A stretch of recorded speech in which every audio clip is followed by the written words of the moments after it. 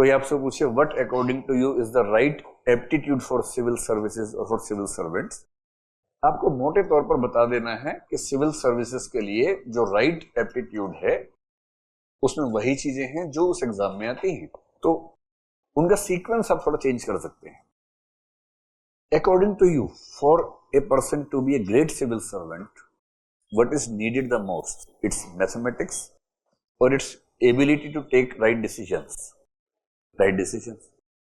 So you can say decision making and problem solving is the most crucial thing that a civil servant has to do throughout his or her career.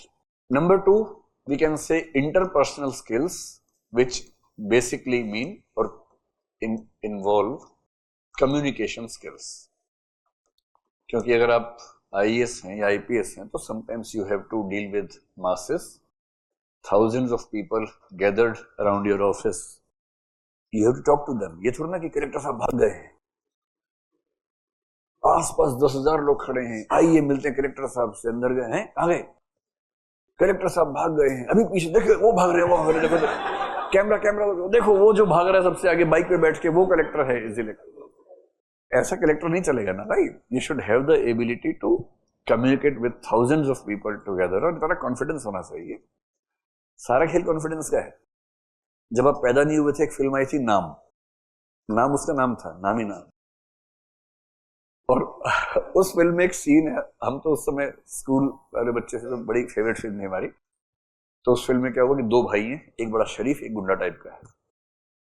तो जो गुंडा type का है संजय दत्त, वो एक basement से निकल रहा है। आप देखेंगे फिल्मों में जब मारपीट होती है अक्सर वो बेसमेंट में होती है, एक अंडरपास होता है, वहां मारपीट दिख होती है। तो वहां वो जा रहा है, सामने 7 गुंडे आ गए हैं और सबके हाथ में कुछ कुछ है, हथियार, बंदूक नहीं, वो चेन में उस टाइम चलता था। और इसको लग रहा है कि आज तो मैं मर गया, क्योंकि 6-7 हैं और इनके पास इतने हथियार हैं, बस तो पाऊंगा नहीं। पर इसने सीसेट पास किया हुआ था, he knew interpersonal skills, how to solve the problem, how to communicate with the people। तो उसने कहा कि ऐसा है, तुम 6-7 लोग मुझसे मारोगे तो मैं बस सुन ही पाऊंगा, सीधी सी बात है, लेकिन एक प्रॉमिस कर रहा हूं आप सबसे, जिसने सबसे पहला हमला किया 24 घंटे में उसकी मौत ना हुई तो मैं, मेरा नाम नहीं, जो पहला हमला करेगा। अब सब हमला करना चाह रहे हैं, चाह रहे नंबर 2 पे हम करें, कोई एक हाथ कर दे तो फिर सेकंड हम मार देंगे, पहला हम नहीं मारेंगे। और उसके बाद ठक, ऐसे में क्या होता है, साइलेंट हो जाता स्क्रीन एकदम, वो अगला पैर तक ठक की आवाज आती है, ठक ठक ठक करते हुए निकल गया, किसी ने हाथ ही नहीं लगाया उसको। So when you become the collector and people surround you, ये डायलॉग तो मत मारना, लेकिन मतलब कुछ इससे आप कॉन्फिडेंस थोड़ा गैदर कर सकते हैं कि you can solve even these problems with the sense of confidence. So interpersonal skills and the communication skills, ये नंबर 2 पे आता है।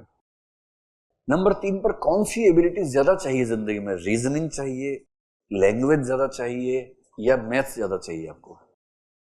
मेरे ख्याल से reasoning should be number 3, because reasoning is applied even in maths, and reasoning is applied in every condition when you have to solve a problem और when you have to take a decision. So you should have a good level of reasoning. This is the third thing which you should have.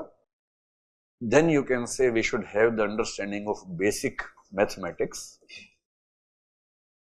which includes data interpretation, data presentation, etc. Because you have to see a lot of reports and you have to also make a lot of reports.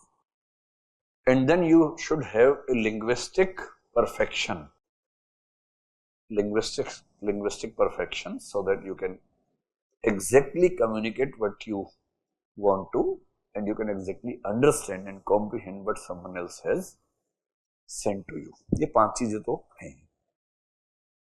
Anything else that you need? That is general awareness about the country, about the culture, about the history, about the geography, about the resources, about the technology, about the science। ये सब पता होगा तो आपके solutions बेहतर होंगे। General awareness, जो GS का पेपर 1 होता है ये, और इसमें वो सारे सेगमेंट ले देना, हिस्ट्री, पॉलिटिकल्चर एटसेट्रा। अब ये सारी की सारी चीजें हम फिल्म्स में सीसेट में टेस्ट करते हैं, ठीक? एक बड़े लेवल पर देखें तो even the main examination is a part of your civil service aptitude test, because जब वो टेस्ट कर रहे हैं कि आप सुटेबल हैं या नहीं, so even in the mains, even in the interview, they are testing the aptitude for the civil services only.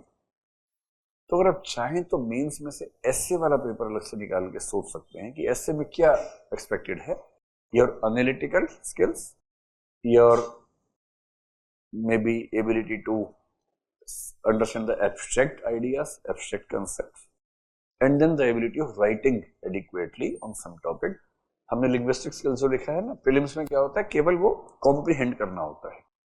So comprehending is in the prelims, but writing comes in the mains. So if you want, you can even include the essay paper because it gives a sense of your writing abilities which is required in the civil services.